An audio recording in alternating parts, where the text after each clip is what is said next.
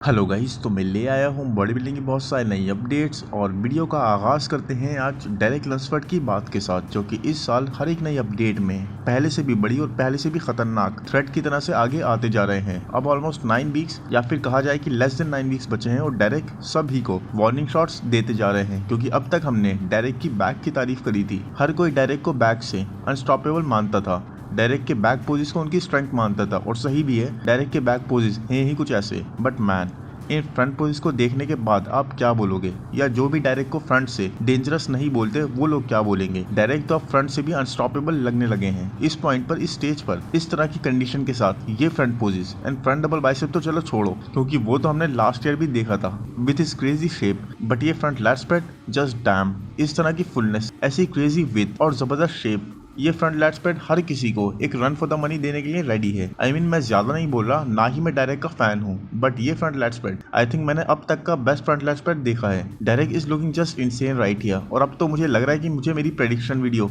को थोड़ा सा एडिट करके डालना होगा दोबारा से, क्योंकि मैन ऑलमोस्ट 9 वीक्स आउट के पॉइंट पर डेरेक ऐसे हैं, ऐसी सेपरेशन प्रेजेंट कर रहे हैं, ऐसी कंडीशन प्रेजेंट कर रहे हैं, तो I just don't know how much more improved he is going to be in next coming weeks. अब सेपरेशन देखो चेस्ट में, क्या डेरेक का वो ब्लरी सा जो चेस्ट हो जाता था वो इम्प्रूव हुआ है या नहीं, उस बारे में तो बात नहीं कर सकते, क्योंकि उस तरह से अभी ये फिजिक अपडेट दे भी नहीं रहे। बट द थिंग इज, आप एक वो चीज तो अभी देख सकते हो जिस पर डेरेक के साथ लास्ट ईयर काफी क्वेश्चंस रेज हुए थे, अभी से ही वो चीज काफी इंप्रूव लग रही है। आप डेरेक को यहाँ पर चेस्ट हिट करते हुए अपर चेस्ट में और डेल्ट्स में फाइबर्स देख सकते हो। एक थिन स्किन वाला एस्पेक्ट वो आने लगा डेरेक के पास भी, एटलीस्ट डेल्ट्स के पार्ट पर। आंस में भी वेन्स विजिबल है, बट सबसे ज्यादा अमेजिंग मुझे लगा डेरेक का ये अपर चेस्ट और ट्रैप्स में सेपरेशन वाला पार्ट। डेरेक इस साल न सिर्फ मासिव आएंगे, बल्कि साथ ही क्रेजी लेवल ऑफ कंडीशनिंग और सेपरेशन को लाना भी उन्होंने स्टार्ट से ही प्लान करके रखा हुआ है। और इस साल आई ऑल्सो बिलीव कि डेरेक लास्ट ईयर से लाइट ईयर्स अहेड आएंगे, और डेरेक ने बताया भी कि इस वक्त वो बिल्कुल स्केड्यूल पर हैं, और या फिर उससे थोड़ा सा आगे ही चल रहे हैं, बट पीछे तो वो बिल्कुल भी नहीं है। और वैसे गाइज होना भी नहीं चाहिए, क्योंकि जब सामना हो द कंडीशनिंग किंग हार्डी चुपन के साथ, तो आप कोई भी कमी नहीं छोड़ सकते। हार्डी इस साल ऑलमोस्ट गायब भी रहे हैं। अभी रिसेंटली हार्डी ने यह अपडेट शेयर करी, और इस बार हार्डी का कैप्शन सुन लो और डिसाइड कर लो कि ये इंटेंशनली हार्डी ने कहा है, या फिर इस बार भी हार्डी की लैंग्वेज का ट्रांसलेशन थोड़ा सा गलत हो गया। तो हार्डी यहाँ पर बोल रहे हैं कि रात के 1:45 बज रहे हैं और मुझे नींद नहीं आ रही। साथ ही हार्डी कहते हैं इस बैक के अपडेट के साथ कि सॉरी, मेरे पास एक प्रोफेशनल कैमरा नहीं है और ना ही फोटोशॉप। तो मैन, कैमरा वाली बात तो चलो समझ में आती है, बट ये फोटोशॉप का ना होना, ये क्या मतलब है? यहाँ पर हार्डी टॉन्ट किसे मार रहे हैं कि पिक्स फोटोशॉप करके डालते हैं? तो एनीवेज, ये तो हार्डी ही जाने कि किसको वो बोल रहे हैं कि आप पिक्स या वीडियोस फोटोशॉप करके डालते हो। यहाँ पर हार्डी हमें हमेशा की तरह कुछ ज्यादा फिजिक प्रेजेंट करते हुए नहीं दिखे, बस ये एक बैक रिलैक्स्ड वे में प्रेजेंट कर रहे हैं। और हार्डी चुपन वही अपनी सिग्नेचर मसल मैच्योरिटी हमें बहुत अच्छे से दिखा रहे हैं। हद से ज्यादा थिकनेस अपनी बैक पर, अपने लेट्स पर प्रेजेंट कर रहे हैं। ऐसा लग रहा है in fact in last few months में हार्डी की बैक की डेंसिटी और भी ज्यादा इंक्रीज हो गई है। Hardy is going to come in bigger with more muscle maturity and dense muscles. और इस साल यही एक्साइटमेंट है कि हार्डी का पैकेज ओवरऑल कैसा दिखेगा स्टेज पर। पूरी तरह से ये चीज एक सरप्राइज है। अब तक हम ऑलमोस्ट हर एक कंपेटिटर की फिजिक अपडेट देख चुके हैं, एंड वी ऑल नो कि वो कैसा पैकेज लाने वाले हैं, and so does Hardy. But कोई भी अभी हार्डी की फिजिक से क्या एक्सपेक्ट करा जाए ये नहीं जानता। और आई थिंक लास्ट ईयर की ही तरह हार्डी इस साल भी कम से कम अपडेट शेयर करेंगे, और वो भी शो के पास जाते हुए। नाउ लेट्स सी हार्डी इस साल ऐसा क्या करते हैं कि वो डेरेक, सैमसन, निक, इन तीनों ही टॉप कंटेंडर से अपने टाइटल को डिफेंड कर पाए। और अभी आपको याद होगा कि कुछ टाइम पहले जेरेमी बॉन्दिया पहुंच गए थे आईवीबी के हेडक्वार्टर्स जिम मैनियन और टाइलर मैनियन से मिलने और फीडबैक लेने कि क्या ऐसे चेंजेस हैं जो उनको अपनी फिजिक में करने चाहिए। उसी तरह से अब ब्रैंडन हेनरिक्सन भी पहुंच गए हैं to get the feedback from the very top. और ब्रैंडन बोल भी रहे कि ये उनकी 8th अपीयरेंस होगी मिस्टर ओलंपिया में, एंड मैं अपना एब्सोल्यूट बेस्ट ट्राई करूंगा ताकि मैं अपना टाइटल दोबारा से रिगेन कर पाऊं 4th टाइम। तो ब्रैंडन कोई भी कसर नहीं छोड़ रहे हैं। ना सिर्फ वो इंसेन कंडीशन, सबसे बेहतर कंडीशन सबसे पहले करके बैठ चुके हैं, बल्कि he has enough time to fly around और फीडबैक लेकर उनके हिसाब से चेंजेस करने का। इस तरह से ब्रैंडन अभी कुछ दिख रहे हैं वैस्कुलर, हार्डर एंड रेडी। यहाँ पर ब्रैंडन बोल भी रहे हैं सीधे सीधे एरिन को ही, क्योंकि एरिन के भी most of the captions Brandon के लिए ही होते हैं। तो ब्रैंडन का कहना है कि तुम अपने ईगो को कंट्रोल करते हो, ना कि ईगो को खुद को कंट्रोल करने देते हो। और आप जानते हो ऐसा क्यों कहा गया है, क्योंकि एरिन का ईगो एक अल्टीमेट लेवल पर पहुंच चुका है। बट अगर ऐसा है भी गाइस, तो क्यों कोई लीजेंड स्पोर्ट्स फेस्ट में नहीं उतर रहा है टू ब्रेक हिज ईगो? उतरो उस शो में और बीट करो एरिन को, वो भी मिस्टर ओलंपिया से पहले।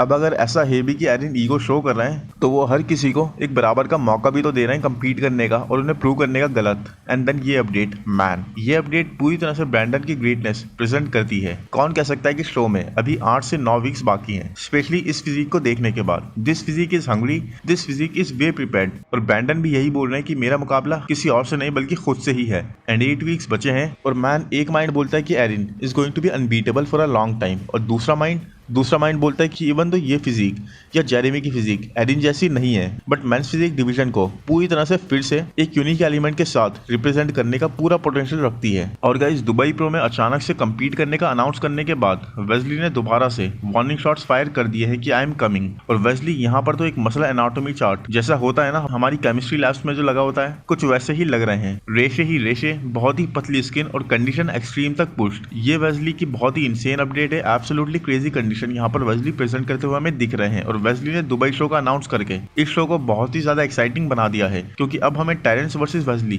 देखने को मिल जाएगा। Classic versus classic. टेरेंस की पोजिंग तो हम जानते ही हैं, Wesley is also one of the great poser, और क्लासिक पोजेस को हिट करना वेस्ली की स्ट्रेंथ है। तो टेरेंस की इतना प्रॉपर क्लासिक फ्रेम, बल्कि टेरेंस से भी ज्यादा क्लासिक फ्रेम और टेरेंस को टक्कर देने वाली पोजिंग, मुकाबला बहुत ही जबरदस्त होगा। क्योंकि लास्ट फ्यू शोज से तो वेस्ली हमें डीप सेपरेट मसल्स के साथ और साथ ही इंसेनली कंडीशन मसल्स के साथ दिखे हैं। और एक बहुत ही बड़ी नेक्स्ट अपडेट है गाइस, कनाडा के सबसे बड़े बॉडी बिल्डर इयान वेलर ने अनाउंस कर दिया है कि वो प्रोफेशनल बॉडी बिल्डिंग से रिटायरमेंट ले रहे हैं। अब ऐसा क्यों करा इयान ने, ये तो समझ नहीं आया, क्योंकि वो काफी इंप्रूव थे लास्ट ईयर की मिस्टर ओलंपिया की डिसअपॉइंटिंग परफॉर्मेंस के बाद से। और एक बहुत ही अच्छे पैकेज के साथ हसन मुस्तफा को बीट कराया इयान ने रिसेंटली। अपने कोच चेंज कर दिए, मैट जॉनसन के साथ फिर से ट्रेन करने लगे और क्वालिफाइड थे। यस गाइस, सबसे बड़ी बात तो मिस्टर ओलंपिया के लिए क्वालिफाइड है ये।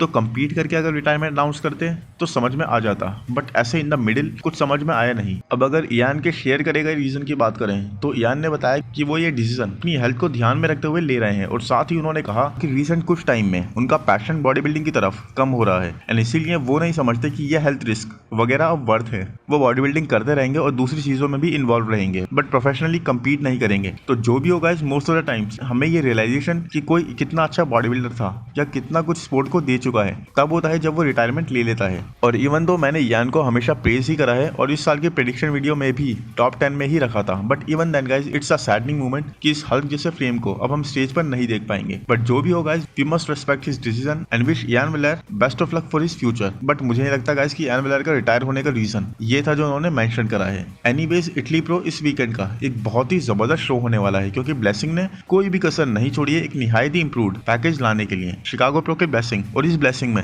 जमीन आसमान का फर्क है guys, it's night and day difference between both of them. और इन अपडेट्स को देखकर तो यही लग रहा है कि रीगन क्राइम्स बहुत ज्यादा लकी हैं कि ब्लेसिंग की लोअर बॉडी उनकी अपर बॉडी जैसी फ्रीकी नहीं है, वरना रीगन को 1 साल का गैप लेने के बाद भी कोई फायदा नहीं होता। I mean look at blessings back guys, और सिर्फ बैक ही नहीं, इवन फ्रॉम फ्रंट। ब्लेसिंग को अब सिर्फ चाहिए बस लेग्स। इस पूरे साल ब्लेसिंग को सिर्फ और सिर्फ अपने लेग्स पर वर्क करना था, और यहीं पर आकर ये रीगन के लिए लैग करेंगे, क्योंकि फ्रंट से तो ब्लेसिंग फिर भी इतना लैग करते हुए नहीं दिख रहा है, बट बैक से ब्लेसिंग की हैमस्ट्रिंग्स उनकी फ्रीकिश अपर बॉडी के सामने बहुत ज्यादा स्मॉल लगती हैं। ये डिफरेंस बहुत ज्यादा वाइड हो जाता है, और जिस दिन ब्लेसिंग ने ये माइनर सी चीजों पर वर्क कर लिया, he will also be in the top leagues. और ये देखो, जैसे ही ब्लेसिंग इंप्रूव हुए, थोड़ा सा कॉन्फिडेंस वापस आया, ब्लेसिंग की टॉक्स स्टार्ट हो गई। अभी ये रीगन से इटली में मिले और ब्लेसिंग बता रहे हैं कि रीगन ने 5000 USD की बैट लगाई है कि वो ब्लेसिंग को इजीली बीट कर देंगे। अब मैन, ब्लेसिंग और रीगन बहुत ही फन वे में ये कर रहे थे, बट ब्लेसिंग ने हार कर भी पैसे बनाने का तरीका ढूंढ ही लिया। तो now it's a win win for blessing. But jokes aside, blessing crazy good लग रहे हैं, much improved and very competitive इस टाइम पर। तो आई होप गाइस वीडियो आपको पसंद आया है तो प्लीज लाइक कर दो, चैनल को सब्सक्राइब कर दो, नोटिफिकेशन बेल को दबा दो, इंस्टा पर फॉलो कर दो। Thank you, bye bye.